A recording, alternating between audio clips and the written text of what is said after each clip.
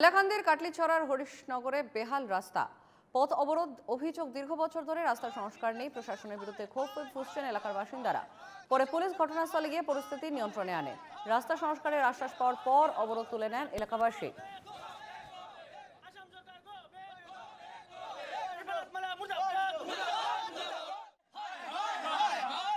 বিগত এখান থেকে প্রায় 30,000 মানুষ এই জায়গার খাটলিছড়া বাজারের লগে হাইলাকান্দি ডিস্ট্রিক্টের মানুষ লিঙ্কে হিন্দু মুসলিম খ্রিস্টান সবাই মিলে ট্রাইবেল মানুষের রাস্তা পাওয়া যাওয়া।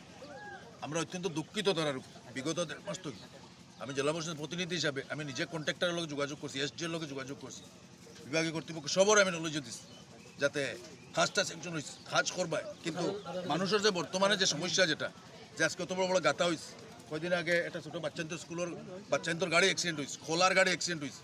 আমি এসডির লোক বারবার মাতিছি, কন্ট্রাক্টরের লোক মাতছি, কিন্তু কোনো রেসপন্স পাইছি না।